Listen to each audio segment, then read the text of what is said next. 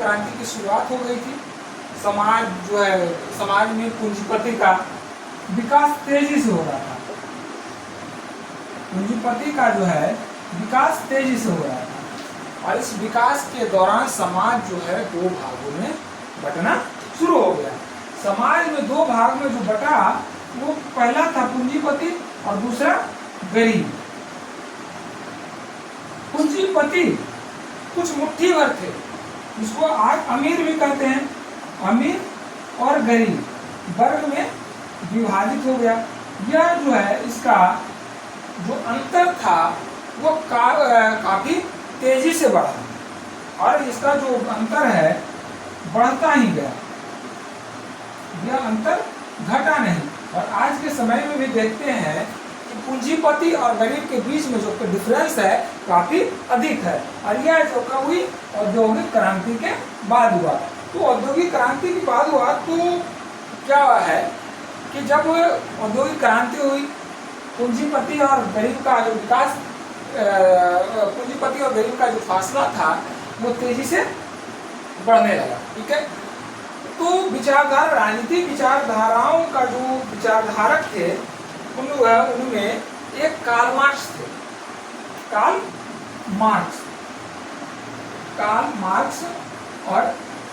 Marks थे और Frederick angels. इन दोनों ने 19वीं सदी में मार्क्सवादी विचारधारा का प्रतिपादन किया। और इस विचारधारा को पहले कौन सा सबसे बड़ा देश था, संघ था, तो इसमें यूएसएसआर में लेनिन के द्वारा आगे बढ़ाया गया। कोई चाइना की बात करे, पड़ोसी देश, तो चाइना में माओ त्से तुंग के द्वारा इस विचारधारा को आगे बढ़ाया गया। और भारत की अगर बात करें तो भारत में मानवेंद्र नाथ घोष के द्वारा इस विचारधारा को भारत में आगे बढ़ाया गया। अगर बात करें महात्मा गांधी की, तो महात्मा गांधी इस विचारधारा से सहमत नहीं थे। मार्क्सवादी विचारधारा पूर्ण समाजवाद लाना चाहता है, या इसको कह सकते हैं कम्युनिज्म लाना चाहता है, समाजवादी व्यवस्था, साम्यवादी व्यवस्था लाना चाहता है, जिसमें कहा गया या जिसमें कोई गरीब अमीर ना हो, कोई किसी के अधीन ना हो, कोई शोषक या शोषित ना हो, और जिसका जैसे सर्वाइवल कर सके उस हिसाब से संसाधनों का प्रयोग कर सके, ये समाजवादी विचारधारा लाता है। लेकिन महात्मा गांधी इस विचारधारा से सहमत नहीं थे। बाद में सचिंद्रनाथ सान्याल इस विचारधारा को आगे बढ़ाए। सचिंद्र सान्याल, या अगर बात करें जवाहरलाल नेहरू शुरुआती दौर में इस विचारधारा से काफी प्रेरित थे, लेकिन बाद में इस विचारधारा को उन्होंने छोड़ दिया। अगर बात करें इस विचारधारा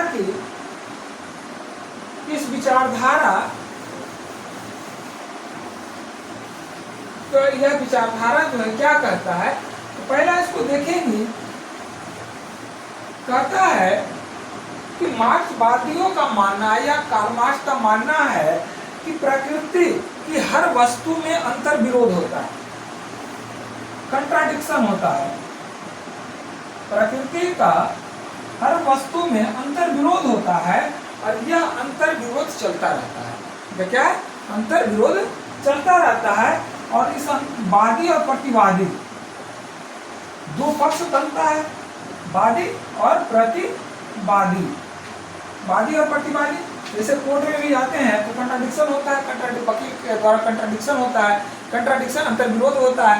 अंतर विरोध के बाद दोनों अपना पक्ष को साबित करना चाहते हैं और साबित जिसका पक्ष ज्यादा मजबूत होता है वह विजयी घोषित या उस केस का विनर माना जाता है, या वह उस केस को जीत जाता है।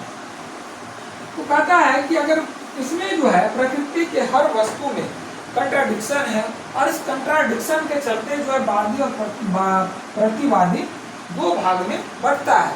और इस वादी प्रतिवादी के बाद कंट्राडिक्शन जो चलते रहता है, और इसी कंट्राडिक्शन की वजह से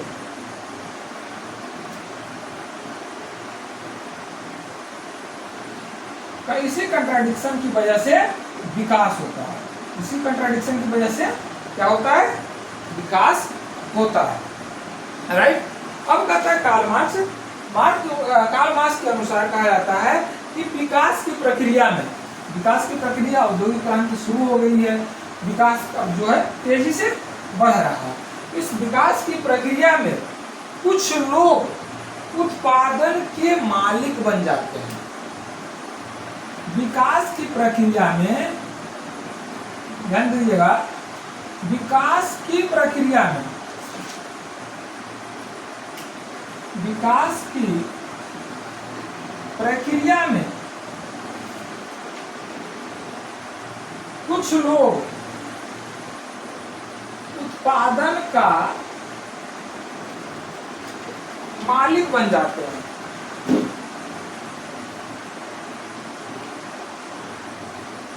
मालिक बन जाते हैं, ठीक है। और कुछ लोग जो है उससे वंचित रह जाते हैं। जो उत्पादन का मालिक बनता है वह जो है कुछ लोग होते हैं। अब जैसे 100 है, 100 में जो है उत्पादन का मालिक बन गया, उत्पादन में 10 लोग या 10 से नीचे लोग, बाकी जो उत्पादन कर रहा है 90 लोग, यह जो है इससे वंचित रह जाता है। जिस चीज का उत्पाद किया उसी से वह वंचित हो गया। तो समाज जो है इस तरह से इसमें दो वर्गों में विभाजित हो गया, दो वर्गों में विभाजित हो गया। पहला जो कहलाया वह शोषक कहलाया, शोषक वर्ग, और दूसरा कहलाया शोषित वर्ग। दूसरा क्या कहलाया? शोषित वर्ग कहलाया। शोषक वर्ग संपूर्ण संसाधनों पर अधिकार हो गया। अब जो संपूर्ण संसाधन पर कुछ लोग, यानी शोषक वर्ग जो है कुछ लोग हैं।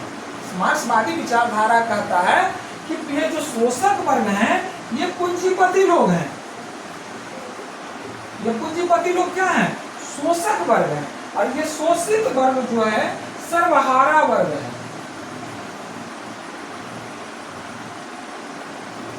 सर्वहारा जो उत्पादन करता है, जो आम जनता है वह क्या है? आम जनता वह क्या है?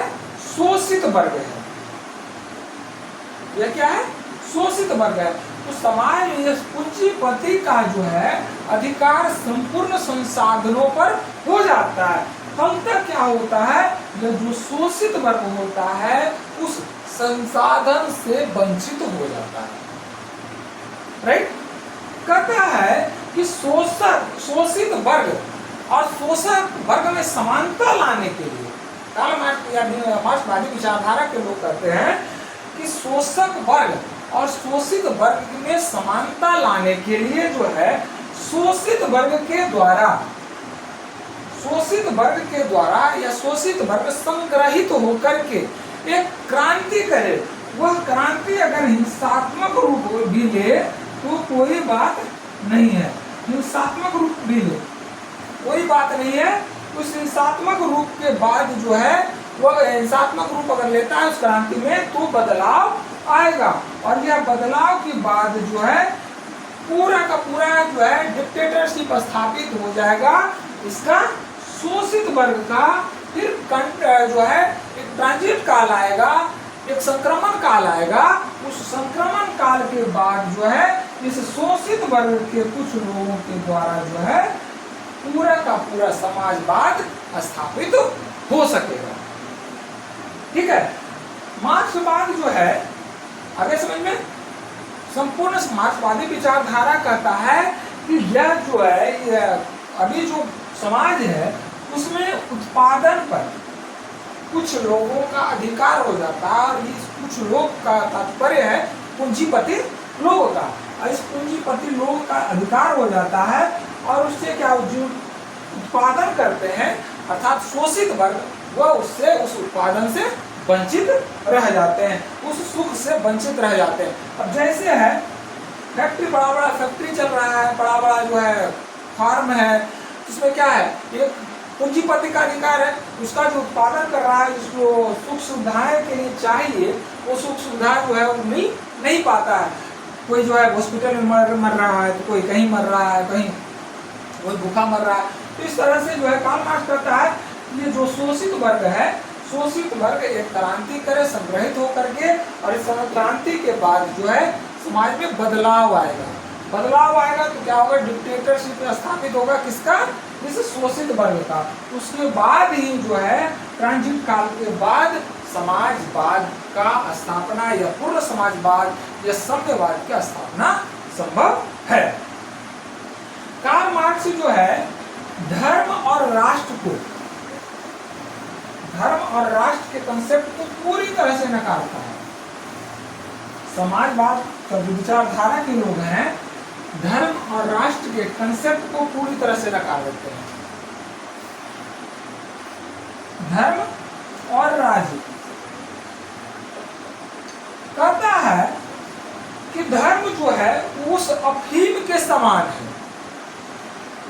मार्क्सवादी विचारधारा के लोग कहते हैं कि धर्म जो है उस अफीम के समान है, क्योंकि जो है शोषित वर्ग वास्तविक जो वर्ग शत्रु है, वास्तविक वर्ग शत्रु का जो है संघर्ष न करने के स्थान पर जो है उसमें अलौकिक शक्ति या अलौकिक सुखों की जो है इच्छा करता है, या अलौकिक सुखों का जो है अलौकिक सुखों की ओर प्रेरित होता है।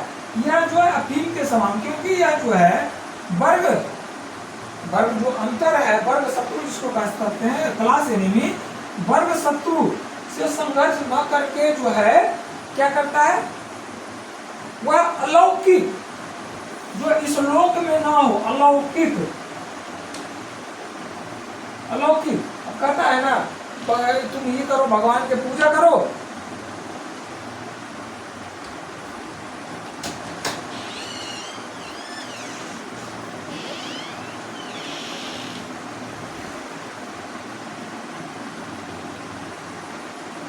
क्या कहता है, मार्क्सवादी विचारधारा में कहता है कि शत्रु वर्ग से संघर्ष न करके यह शोषित वर्ग जो है अलौकिक सुखों की या अलौकिक जो है शक्ति की जगह प्रेरित होते हैं। और यह जो है अलौकिक सुख क्या होता है, जो इस लोक में न हो। कहता है कि ये करो, यहाँ हवन करो, यहाँ ये करो, तो आपको जो ये सुख प्राप्त होगा, आपको स्वर्ग मिलेगा, आपको ये मिलेगा। तो ये जो है वास्तविक जो संघर्ष है उसे भटकाता है, यानी जो है धर्म की अवधारणा को पूरी तरह से नकारता है। कौन, मार्क्सवादी विचारधारा अफीम के समान मानता है इसको, धर्म को जो है, धर्म और राष्ट्र को अफीम के समान मानता है। अब इसी का क्या है, राष्ट्र की बात करें तो राष्ट्र क्या है, राष्ट्र के समान जो है झूठी चेतना को बढ़ावा देता है, क्योंकि जो है वास्तविक वर्ग विभेद जो वास्तविक है, रियल क्लास वास्तविक जो रियल डिफरेंस है, रियल डिफरेंस क्या कहलाता है, शोषक और शोषित वर्ग, यही तो है रियल डिफरेंस मार्क्सवाद के अनुसार, शोषक और शोषित वर्ग। अब इस रियल डिफरेंस को जो है अंतर ये मिटाने के बजाय क्या कर रहा है, इसमें कर रहा है कि कृत्रिम रूप से, आर्टिफिशियल रूप से विभेद कर रहा है, भौगोलिक रूप से जो है उसको विभेद कर रहा है। और क्या करता है, स्थापित कर रहा है भौगोलिक रूप से या कृत्रिम रूप से कर रहा है, जो तो वास्तविक रूप से क्या है, इसके पूंजीपति और इसके बीच में पूंजीपति और सर्वहारा वर्ग के जो डिफरेंस है उसको मिटाना चाहिए। तो राष्ट्र और धर्म को, राष्ट्रवाद या धर्म को जो है पूरी तरह से नकारता है कौन, मार्क्सवादी विचारधारा। मार्क्सवादी विचारधारा जो है विवाह और परिवार, यहां देखिए, मार्क्सवादी विचारधारा विवाह और परिवार के जो कंसेप्ट है उसे भी नकारता है, विवाह और परिवार, इसके कंसेप्ट को भी नकारता है। विवाह, इसमें देखिए पुरुष और स्त्री, इसमें जो है विवाह के को भी नकारता है। पुरुष को इसमें शोषक वर्ग कहा गया और स्त्री को शोषित, इसमें शोषक और शोषित लिया है। अब जिसका देख रहे हैं शोषित, दहेज हत्या, क्या बोलता है, वायलेंस आपका जो है पूरी तरह से, अब घरेलू हिंसा बात करें तो ये क्या है, शोषित वर्ग में है, शोषित वर्ग।